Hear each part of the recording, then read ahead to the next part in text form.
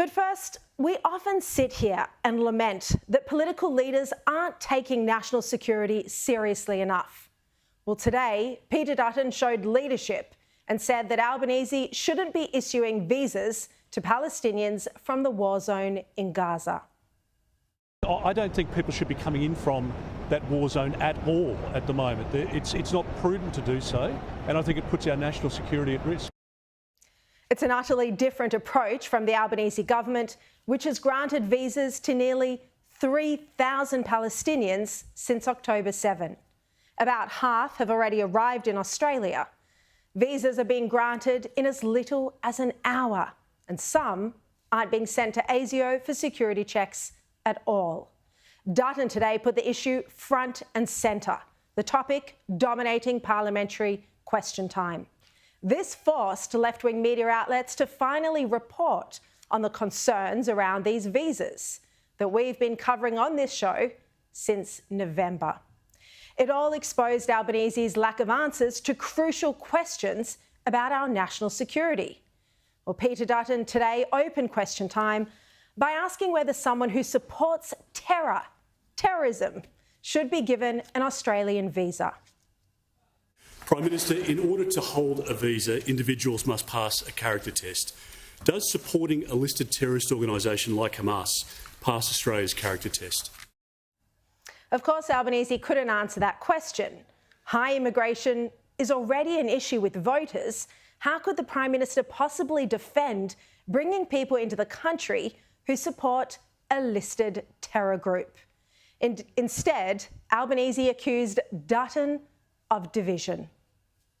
This weak bloke over here who can't ever say no to anyone on his own team, can't ever say no to attempting to raise tension in our community, and is always looking for an opportunity to create division.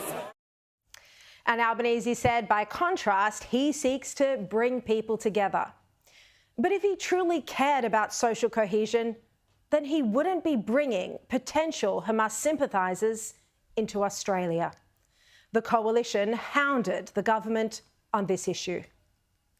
Has any agency expressed any concern about any individual who has arrived from the Gaza war zone since October the 7th? Can the Prime Minister guarantee that no individual who participated in or supported the October 7 Hamas terror attacks, the worst mass murder of Jews since the Holocaust, has been granted a visa by his government? Will applicants be eligible for a permanent or a temporary visa?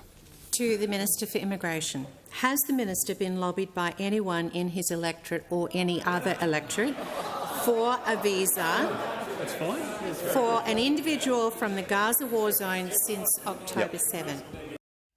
Of course, Albanese had no real answers. He could only joke about the topic. One of their best.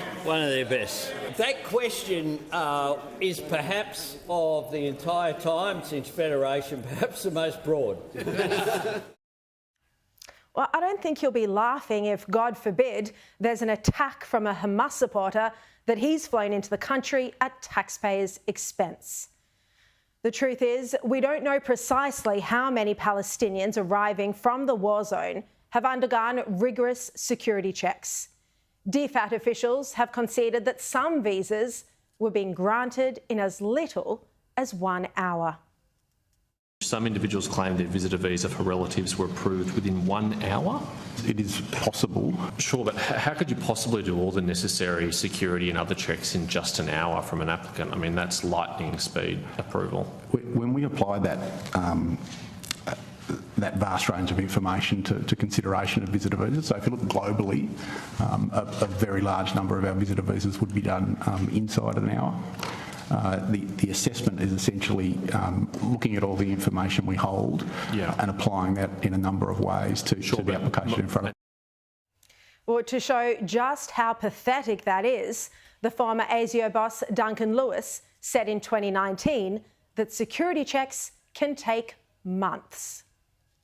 Really the issue that I wanted to get to, if a person is a foreign national who's lived a substantial part of their lives overseas, there would be some difficulty turning around the advice for a QSA or an ASA from ASIO's perspective, getting that advice to a minister in a timely manner.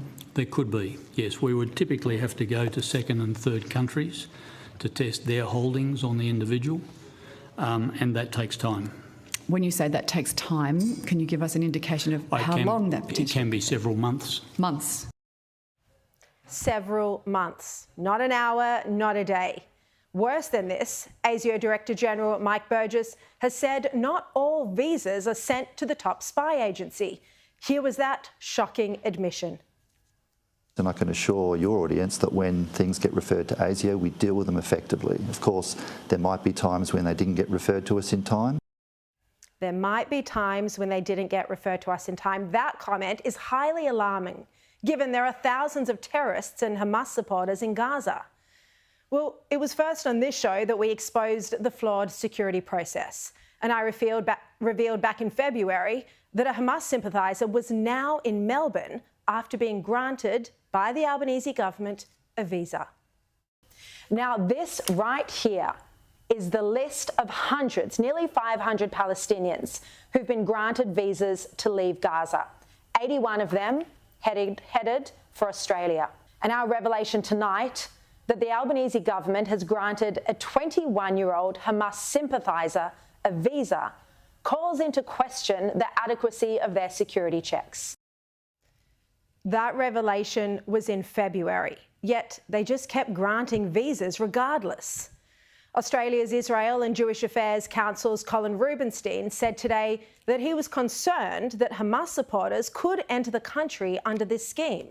He said, while we understand and support the need to help Palestinian civilians affected by the war Hamas launched on October 7, it's also important to remember that opinion polls of Gaza residents show a significant majority not only support Hamas, but also its actions on that day. And you don't need me to remind you how horrific the actions on that day were. Now, Dutton has experienced backlash for his tough stance.